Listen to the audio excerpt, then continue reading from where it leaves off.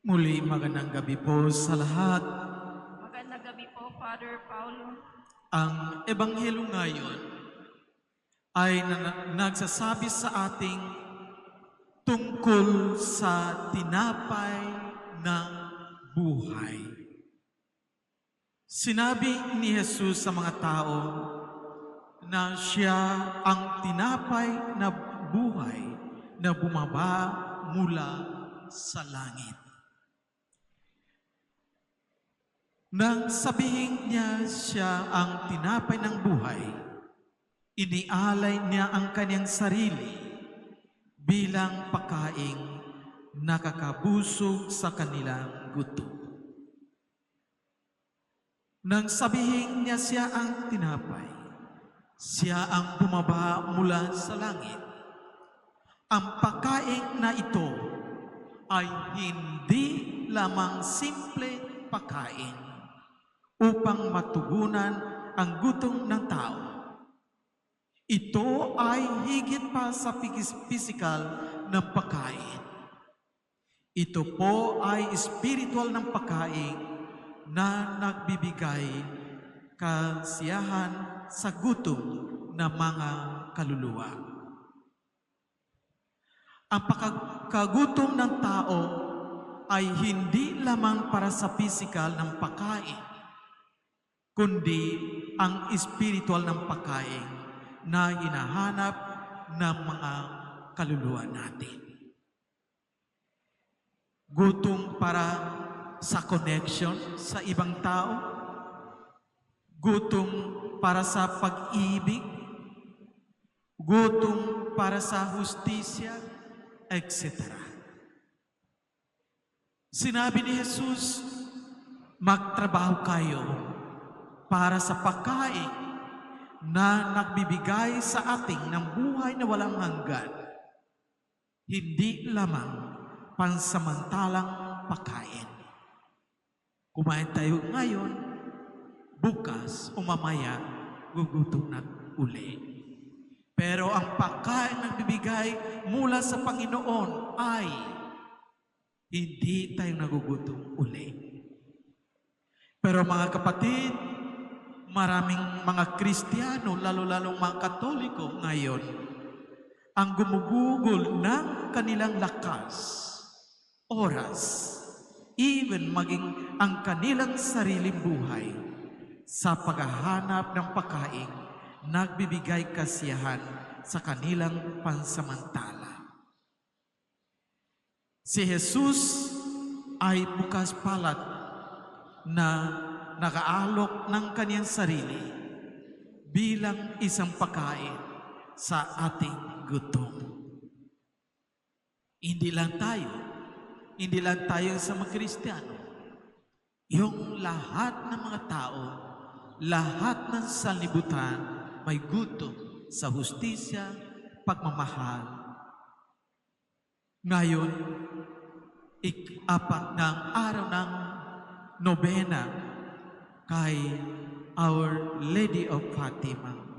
Naway patuloy siyang mamagitan para sa ating lahat, sa ating pamilya, sa ating bayan. Naway patuloy nating ibigay ang kahalagaan ng spiritual ng pagkain ito. Tulad ng katawan na walang pisikal ng pagkain ay walang buhay. At gayon din, ang kaluluwa na walang spiritual ng pagkain ay walang buhay din.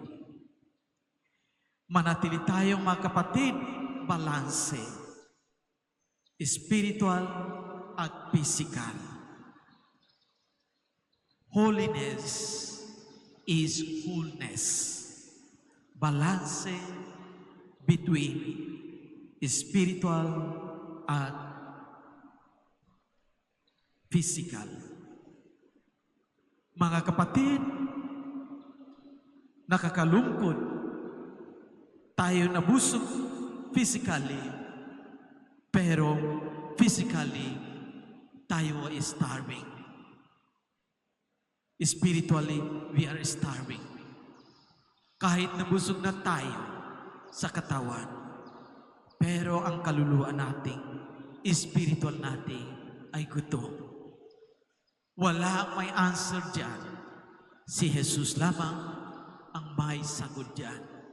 Eucharistia, ang tunay ng pagkain sa spiritual life natin at kaluluwa natin. Kaya mga kapatid, alam ni Jesus na ang ating kaluluwa ay nangangailangan ng pagkain. Ngunit kung minsan ay hindi nating pinapansin. Para sa ating wala lang. As long as basta may lamang ang tiyan ko, walang problema. Pahalagahan natin ang Eucharistia, mga kapatid.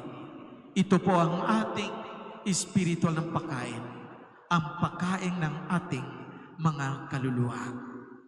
We continue to entrust ourselves, our family, and our country to the maternal care of Mary. Siya ang tunay ng ina natin. Maria ang kauna-una ng tabernakel para kay Jesus. Ang tiyang niya ay kauna-una ng tabernakel na doong si Jesus. Siya ang the woman of Eucharistia. Ang buhay niya ay around sa Eucharistia. Si Jesus na doon sa tabernacle niya, doon sa atyang niya for 9 months. So siya may alam diyan. Si Maria, ang tunay na inang natin. Hindi lamang ang inang ni Jesus, pero inang nating lahat. Inang ng simbahan. So mahaling natin, ina natin. Alagaan natin, ina natin. At i-welcome natin, ina natin. Katulad ng mahal ng Apostol si Juan. So mga kapatid, katulad kagabi sinabi ko na, katulad ni sinabi ni Papa Francisco, every Christian, kung wala Maria sa buhay nila, sila'y ulila. They are orphans. Pero tayo mga Katoliko, huwag tayo mag-aalala. Huwag na matakot. Tayo may ina na lagi diyan. Always support us. Always take care of us. Always protect us. So huwag ka matakot.